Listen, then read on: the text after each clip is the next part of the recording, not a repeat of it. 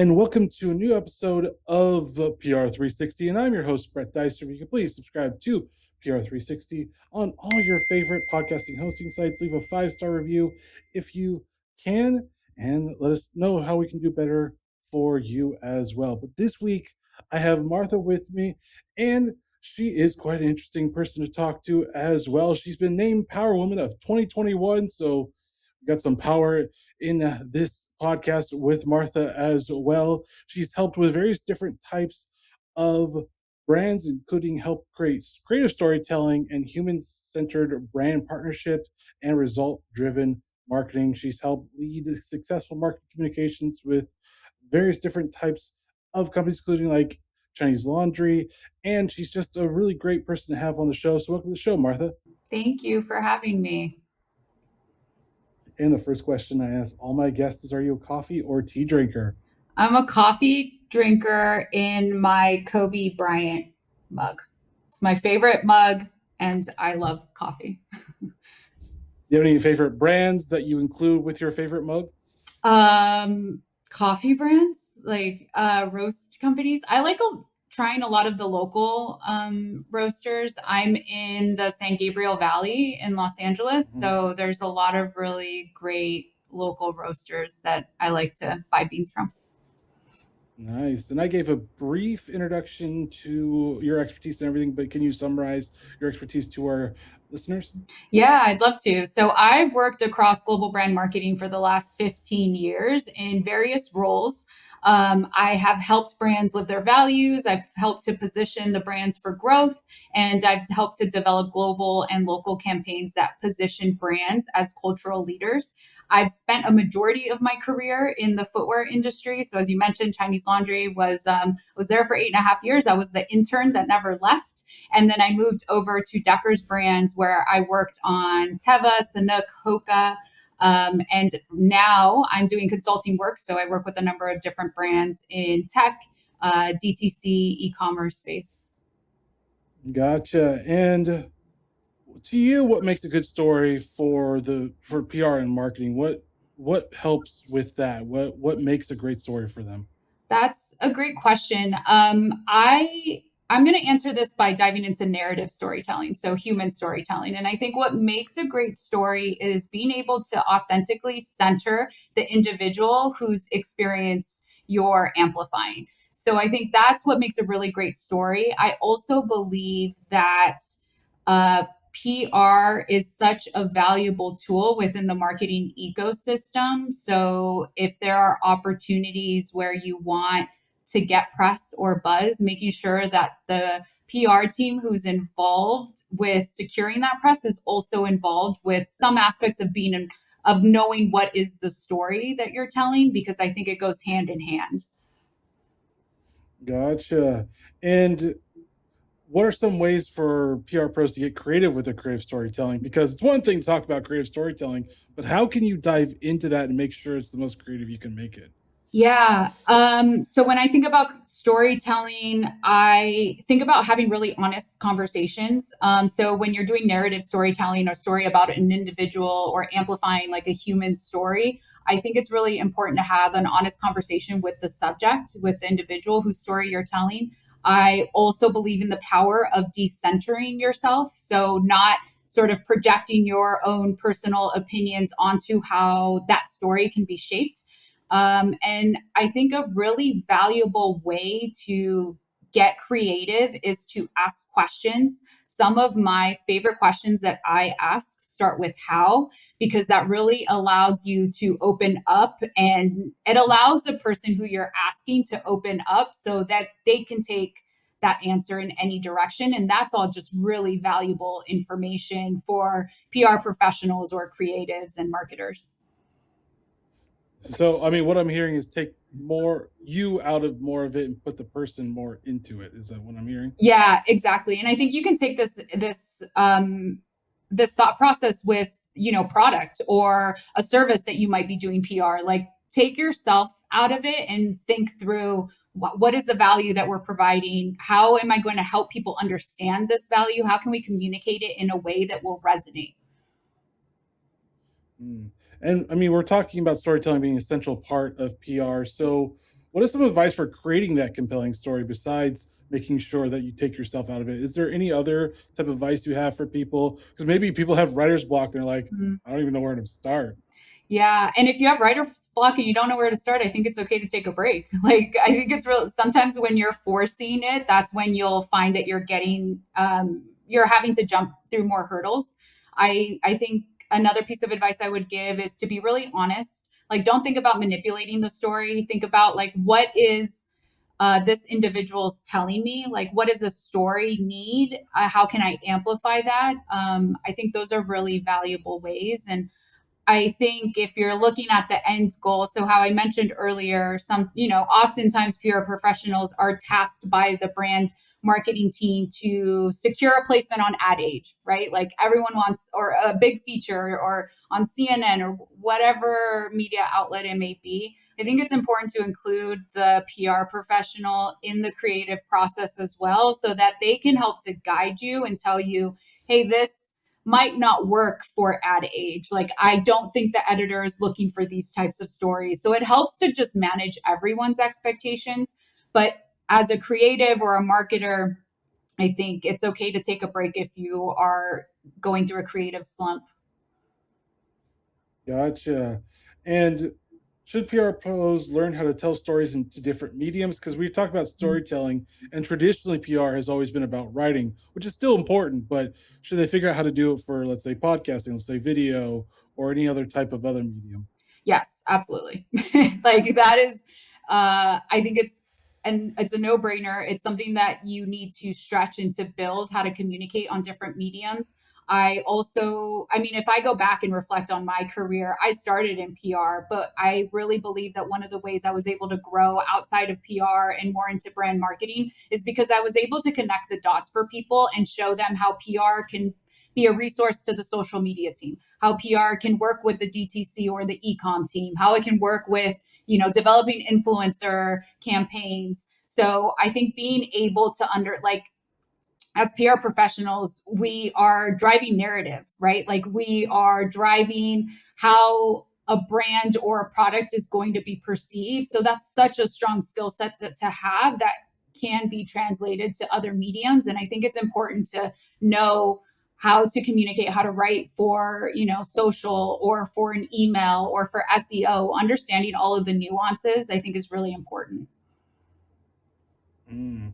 And I mean, is that all part of networking within your own company to kind of like try to do the different types of medium? Is that the better way of doing it? Because we could all say PR is important, but if you can't persuade people to be like, "Oh yeah, it is important," then it's kind of just this whole like you can't stretch yourself almost. Yeah, I'm a big believer in earned media, like absolutely huge believer in earned media, because I've been able to help build brands as cultural leaders, and it started with PR.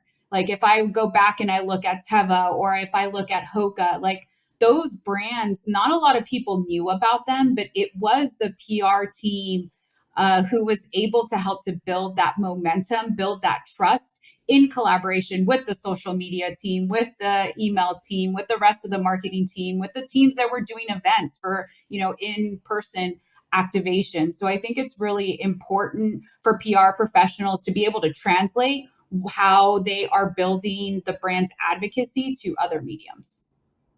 Gotcha. And then how should PR pros go about like attaching maybe the analytics to their Mm. storytelling? Because every business is like, okay, guys, show me something here. I know. I have this look on my face because it's like always the tough question in PR, because media impressions can only take you so far, and there's always so much bias tied to it. But I think it's important to understand analytics and how to read them and how to use them. But I view analytics as the compass. It's not the map. Like that's how I view it. It can help to guide you to show that you are making traction, that you are providing value. But there's also this like return on magic, which I think is the secret sauce to really building advocacy. And it's hard to find metrics for that because it's more emotive. It's more of a customer being able to see themselves represented in your brand. Like there is no data that shows that. Like, yeah, it will ultimately translate to sales and other ways, but that takes time to build. So I view analytics and data as a compass. It's not the map. It's might guide me, but I'm also comfortable knowing, like, if I know my customer really well and they're telling me this, I'm going to listen to them. Gotcha. And so we're talking about the compass. Like, is the map more about your strategy and overall campaign? Is the vision that you get like what is that map per se? Yeah, the map is the vision. Having a really strong brand vision that everyone is like creating their strategy towards to help, I think is where it starts. And then it just starts to trickle down from there to what's your strategy? What are the tactics that are going to help to support that strategy? I have always envisioned that as like a ladder, you know, like you have the vision on the top and everyone's sort of trying to climb the ladder at different moments in the day to help build that advocacy. So I think there's a place and time for data, but I don't think it's the end all be all, because at the same time, like, it takes time to gather data. And by that point, like, it might be old, you know, like consumers, things change really fast. What our attention span is like 8 seconds now. So a report from last week, like it might help to guide me, but it might change completely this week. So it's almost like we need a new, almost real time analytics that doesn't really actually is it hasn't happened yet. I mean, we could eventually get it eventually, but Yeah. Maybe I hope someone's thinking about this.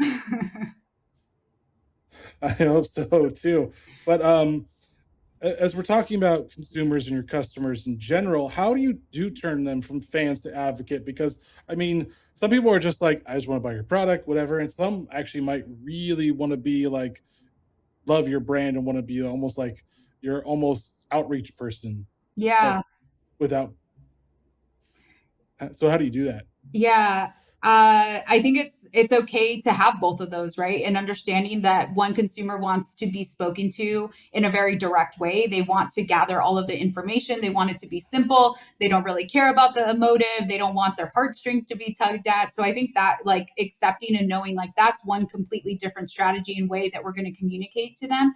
And then on the other hand, I think this idea of turning a fan into an advocate, it is an emotional connection, because you see yourself in the brand, you feel represented, you feel like they're building something that's providing a value to you. So I think a way that you start to change that is really giving yourself the time to do it. If you work for a brand who has a really strong vision, like that, I say is always the leading factor in what strategy you're going to take. Because if it's a vision that scares you, that's always my favorite. Like, it needs to feel unachievable and scary so that you can really start digging and creating like niche strategies to help support that. I think it starts with a vision and then it takes time with building. And it also is important to listen to the consumer to hear them, not listen to respond. I think that's really important because you are marketing to a human, right? To like you and I. So it's really breaking it down on like what makes this person, what's their day like? What do they love to do? And another piece of advice I would give, that it's something that I love to do, is humanizing a brand. So I like to envision and sort of play this game of, if the brand that I'm working for, if they were my friend, what kind of friend would they be? Like, would they drink coffee or tea in the morning? Would they like to write in a notebook? Do they prefer to work out in the afternoon or in the morning? How are they going? Like, what words are they going to use? How are they going to structure their sentences? Or, you know, what are their favorite emojis? Like, really humanizing a brand that way, I think it allows you to be able to communicate in a really strong way that will ultimately turn a fan into an advocate.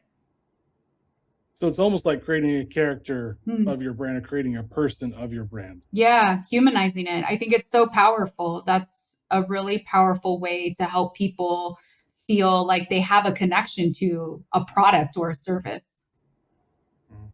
And is this making customers fans to advocate? Is this more generational, or is it just seem to be every generation does this across the board? Are we seeing more younger people do that, more less older people, or what are we seeing from that? Yeah, I think I value demographics, and I value knowing like that there are different generations that experience different things in their life that will impact in the way that they, purchase product, consume product, things like that. But I think it's really important to dive into the psychographics of consumers. I think that there still will be this psychographic of consumer who wants to see the emotional storytelling, that wants to see and feel represented by a brand in that way, where like, oh, product might not be the first thing that they want to gravitate to. And then there'll be another consumer who's like, I don't really care for that. Like, that's not something that I want to hear from brands. I want the brand to tell me why their service or value or product is going to bring value to my life. So I think we're going to always see that. But I do think we're getting to this point where consumers are demanding more of brands in a very unapologetic way. Like, they have expectations of brands that maybe past generations have not. Gotcha. And then for a fun question for you, what's your favorite breed of dog?